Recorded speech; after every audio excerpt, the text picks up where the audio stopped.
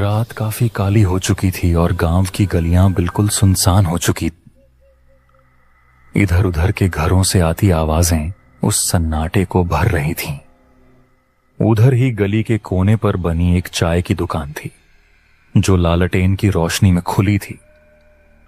दुकान के सामने लकड़ी के बेंच पर 3 लोग चाय के इंतजार में बैठे हुए थे।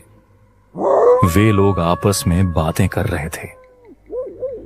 मौसम रोज की तरह अजीब सा था, जैसे हर रात यहां यूं ही गुजरती आई हो। अरे तुम लोग उस बात को मजाक समझ रहे हो, लेकिन वो गांव और वो जंगल का रास्ता कोई कहानी नहीं है, बल्कि मैंने उसे अपनी ही आंखों से देखा है। दिन में तो वो जगह सही लगती है, मगर रात में वो जगह बहुत ही खौफनाक हो जाती है।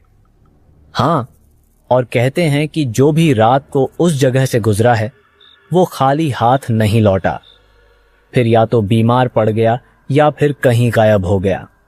वो गांव और जंगल का रास्ता छोड़ो, ये भूत सच में होते हैं। मेरा एक भाई था बहुत मासूम, लेकिन एक रात वो उसी रास्ते से खेत से वापस जा रहा था कि अचानक अगले ही दिन से वो पीला पड़ गया और बोलना बिल्कुल बंद कर दिया, और अभी तक वो ठीक नहीं हुआ, वैसा ही है। हाँ, अरे छोड़ यार, ये सब डर की बातें हैं। ये अंधेरा और थकान का वहम है। किसी को बुखार हो जाए तो भूत, किसी की तबीयत खराब हो जाए तो छलावा। अगर सच में ऐसा कुछ होता तो अब तक सबको नजर आ चुका होता। सबको नहीं नजर आता, लेकिन जिसको नजर आ जाए फिर उसे और कुछ नहीं दिखता। उस चाय की दुकान की खामोशी में उनकी बातें धीरे धीरे बढ़ने लगीं। तभी सामने से किसी के कदमों की आवाज आने लगी, और वो कोई और नहीं बल्कि उस गांव का बूढ़ा आदमी था जो अक्सर कहानियां सुनाता था। उसका चेहरा बिल्कुल थकावट से भरा हुआ था। वो वहां आकर उनके पास बैठ गया। कुछ देर वहां बस खामोशी थी।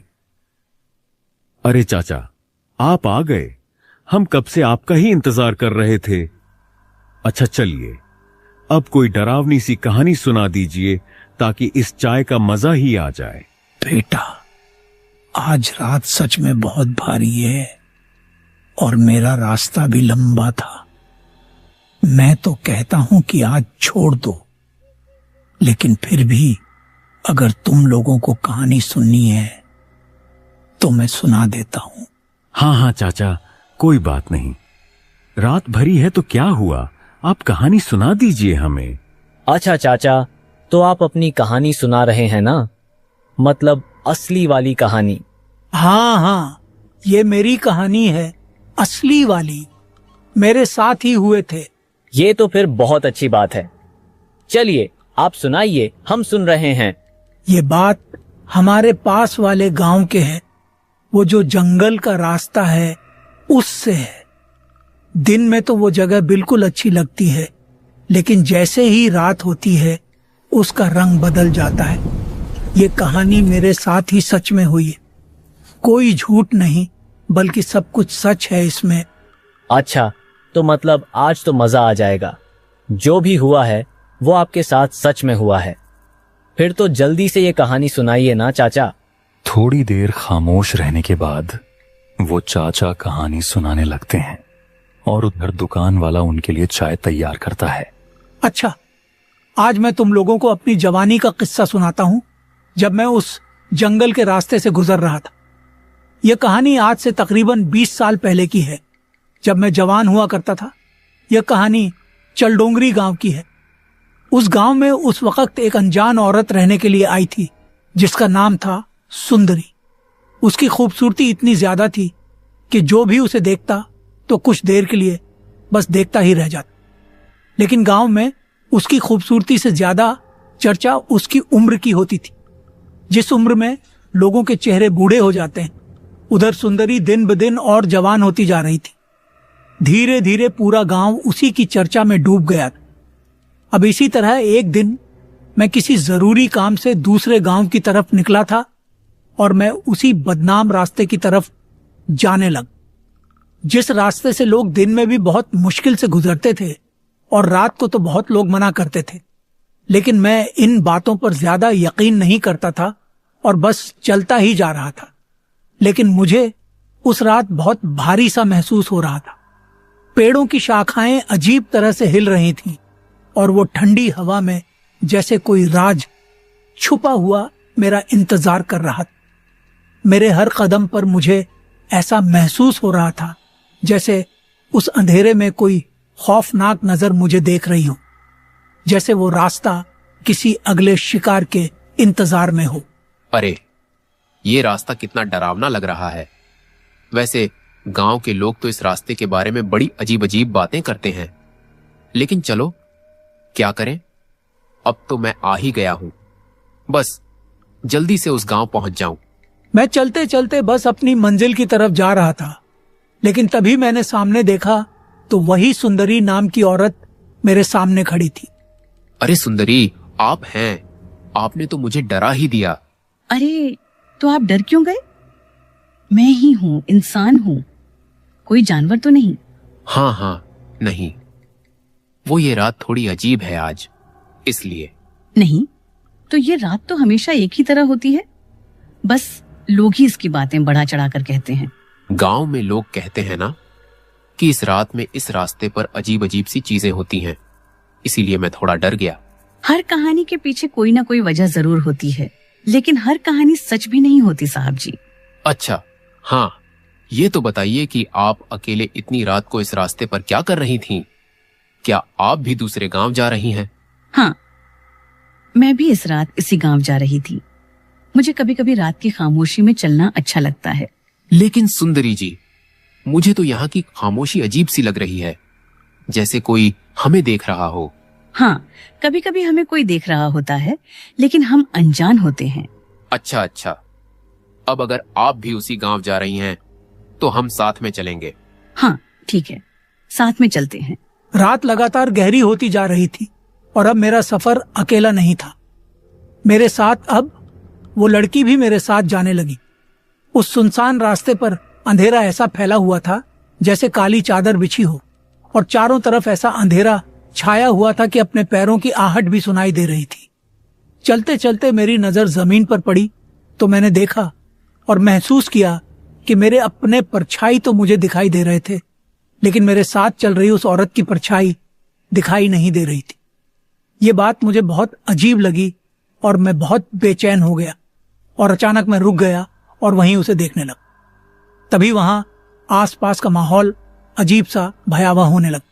खामोशी अब सिर्फ खामोशी नहीं थी, बल्कि ऐसा लग रहा था जैसे छुपे हुए किसी राज का पर्दा खुलने वाला हो, जैसे कोई अनदेखी चीज अपने होने का मुझे एहसास करा रही हो। अब मुझे गांव वाले लोगों की बातें याद आने लगीं जो इस रास्ते के बारे में किया करते थे। क्या हुआ साहब जी? आप अचानक रुक क्यों गए? आपका पैर तो कहीं फंस नहीं गया ना? नहीं सुंदरी जी, बस कुछ खास नहीं। मुझे ऐसा लगा कि कोई मुझे पुकार रहा है, लेकिन ये मेरा वहम होगा। रात के अंधेरे में मैं थोड़ा थक गया हूं, इसलिए। हाँ, रात के इन रास्तों पर अक्सर हमें वहम हो जाते हैं, लेकिन आप ज्यादा मत सोचिए साहब जी, बस आगे चलते जाइए। हाँ सुंदरी जी, चलते हैं, बस इस रास्ते को जल्दी से पार कर लेते हैं। ये कहकर मैं और वो लड़की दोबारा आगे चलने लगे।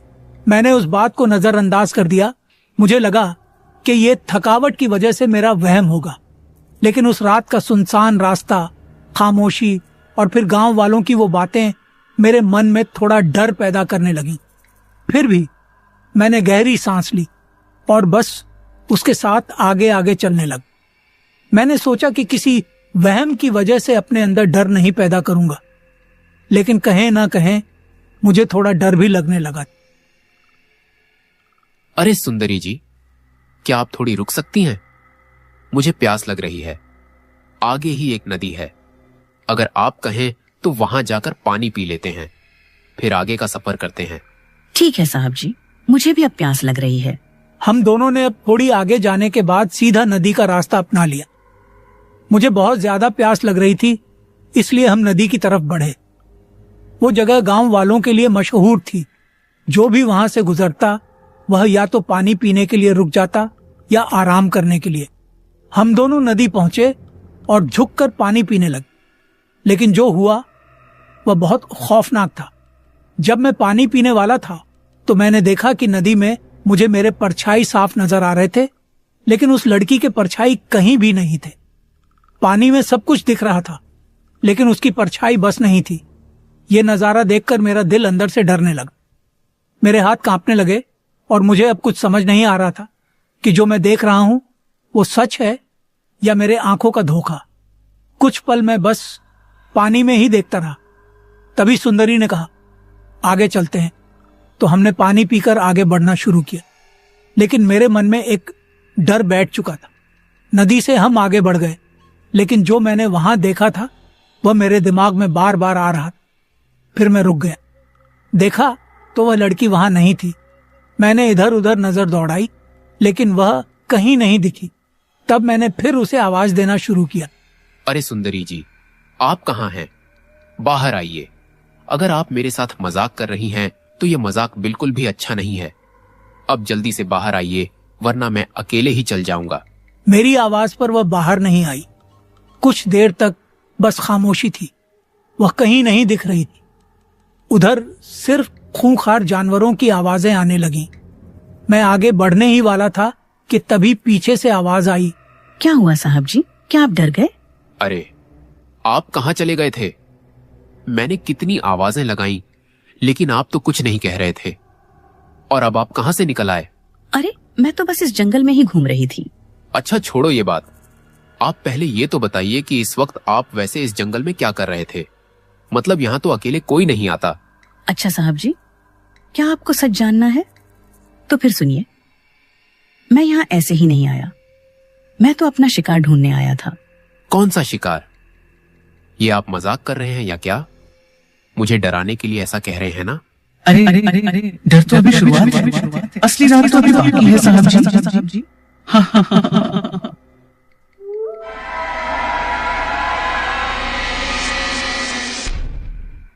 अब कुछ देर बाद जब मैंने उस लड़की सुंदरी को देखा तो मेरा दिल जैसे धड़कना ही बंद हो गया। कुछ ही पलों में उस सुंदरी का वो सुंदर चेहरा बदल गया। वो खूबसूरत चेहरा एक बदसूरत और डरावनी शक्ल में बदल गया। मेरे सामने अब एक खूंखार चुड़ैल खड़ी थी, जिसकी भयानक हंसी वहां गूंजने लगी। उसके बाल एक बूढ़ी औरत की तरह बिखरे हुए उसके चेहरे पर गिर रहे थे। अब वो लड़की नहीं रही थी, बल्कि एक भयानक चुड़ैल के रूप में दिखाई देने लगी। अगले ही पल वो धीरे धीरे हवा में उठने लगी। वो ऐसे हवा में खड़ी हो गई जैसे उसके साथ कोई बड़ी ताकत मौजूद हो।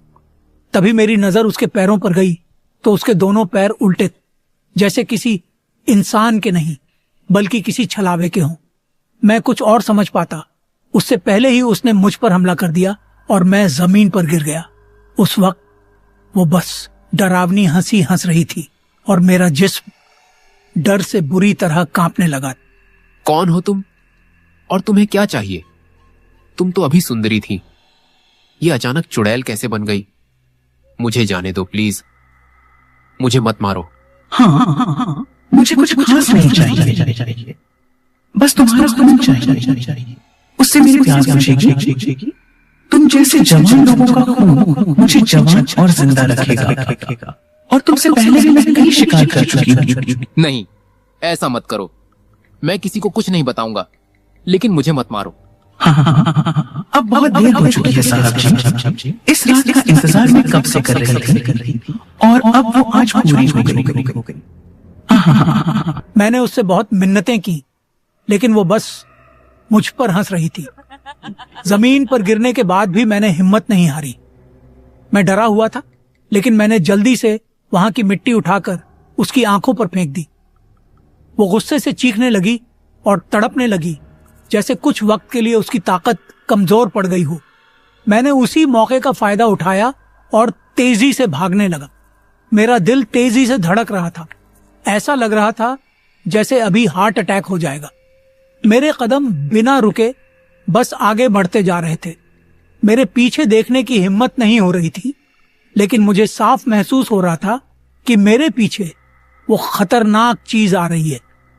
मैं आगे आगे भाग रहा था और वो चुड़ैल मेरे पीछे थी। अरे ये क्या, कहाँ भाग रहे हो तुम मुझसे बचकर नहीं जा सकते। रुक जाओ, यही तो मेरा आज का शिकार है। इस छलावे से तुम कहीं नहीं भाग सकते। रुक जाओ, इस जंगल से मुझसे कोई भी बचकर नहीं भाग सकता। तुम भी बेकार कोशिश मत करो, क्योंकि इस काली रात में तुम्हारा बचना नामुमकिन है। समझे? उस अंधेरे रास्ते पर भागते हुए मेरे मन में बस एक ही बात थी कि मुझे किसी भी तरह उस जगह से बाहर निकलना है, वरना वो रात मेरी जिंदगी की आखिरी रात बन सकती थी। मैं आगे आगे भागता रहा और वो चुड़ैल मेरे पीछे थी। मैंने हिम्मत नहीं हारी और बस दौड़ता ही गया। फिर चलते चलते मुझे थोड़ी रोशनी नजर आई। जब मैंने ध्यान से देखा तो वहां गांव के कुछ लोग खड़े थे और आपस में बातें कर रहे थे। वहां मौजूद लोगों में गांव का एक आदमी हरिया लाल भी था। मैं दौड़ते हुए उनके पास चला गया। मुझे ऐसा लगा जैसे अब मेरी जान बच जाएगी, लेकिन वो खतरा अभी भी मेरे पीछे था। बचाओ, अरे मुझे बचाओ, मेरे पीछे चुड़ैल पड़ी हुई है। अरे क्या हुआ बेटा, तुम इतने डरे हुए क्यों हो? यहीं पर है, वो मेरा पीछा कर रही है। वो आज मेरा खून पी जाएगी, मुझे बचाओ। लेकिन तुम्हारे पीछे तो कोई भी नहीं है। आओ आराम से बताओ, तुम्हारे साथ क्या हुआ है? वो जो हमारे गांव में सुंदरी नाम की लड़की आई है, वो इंसान नहीं है, वो एक चुड़ैल है। मैंने उन लोगों को सारी बात बताई कि मेरे साथ क्या क्या हुआ। क्या तुम सच कह रहे हो? वो सुंदरी नाम की लड़की एक खतरनाक चुड़ैल है? अच्छा, तुम चिंता मत करो, हम इस बात का पता लगाएंगे और इस राज को फौश करेंगे। अब उन गांव वालों ने फैसला कर लिया और वो सब मेरे साथ उस सुंदरी के घर चले गए। हम सब उसके घर के पास खड़े थे और वो लड़की बिल्कुल सही सलामत वहां खड़ी थी। उसे देखकर मैं घबरा गया। यही है वो डायन। ये कोई इंसान नहीं है, ये डायन है, भूत है, छलावा है। इसने जंगल में मुझे अपना असली रूप दिखाया था। ये कोई जवान लड़की नहीं है, बल्कि ये एक बूढ़ी औरत है। ये लोगों का खून पीती है। अरे ये क्या बोल रहे हो आप साहब जी? मैं तो तुम्हारे गांव की ही लड़की हूँ और तुम मुझ पर इल्जाम लगा रहे हो। क्या तुम्हारे पास इस इल्जाम का कोई सबूत है? तो बताओ। हाँ बिल्कुल, मैंने देखा था कि जंगल में इसके पैर सीधे नहीं थे, और जब हम थोड़ी आगे गए तो मेरी परछाई जमीन पर दिख रही थी, लेकिन इसकी परछाई नहीं थी। ये इंसान नहीं है। अब जब नजर उस सुंदरी पर पड़ी तो एक भयानक सच सबके सामने आने लगा। वहां खड़े सभी लोगों की परछाइयां जमीन पर दिख रही थीं, लेकिन सुंदरी की परछाई नहीं थी। यह देखकर सबको यकीन हो गया कि मैं सच कह रहा हूं। फिर सबने मिलकर सुंदरी को पकड़ लिया और गांव के बीच में ले जाकर एक पेड़ के पास खड़ा करके बांध दिया। अब वो अपने असली रूप में थी। लोगों ने जल्दी से आग लगा दी। जैसे ही आग भड़की, वो लड़की जलने लगी, तड़पने लगी और फिर चीखते हुए कहने लगी, तुम सबको क्या लगता है कि मेरे मरने के बाद तुम सब बच जाओगे? हाँ, ऐसा कभी नहीं होगा। तुम लोग मुझसे बच नहीं सकते। मैं वापस आऊंगी। मैं फिर से आऊंगी। मेरा जिस्म जलाकर कुछ नहीं होगा। मैं हर काली रात में आऊंगी और तुम लोगों का खून चूसूंगी। वो चुड़ैल चिल्लाती रही, चीखती रही और कहती रही कि मैं वापस आऊंगी, मैं तुम्हें नहीं छोड़ूंगी। और फिर वो आग में जलकर राख हो गई। उस दिन के बाद से गांव में थोड़ा सुकून आ गया और सब लोग चैन से रहने लगे। इस तरह उस दिन गांव वालों ने मेरी आंखों के सामने उस चुड़ैल को जला दिया और मैं उस दिन उसके शिकार बनने से बच गया था। अरे वाह चाचा, वाह, क्या कहानी सुनाई है। सच में जो भी कहो, लेकिन यहां पर आपकी कहानी के बिना बैठना भी अच्छा नहीं लगता। अब हमें आपकी कहानी सुनने के लिए कल का इंतजार करना होगा चाचा।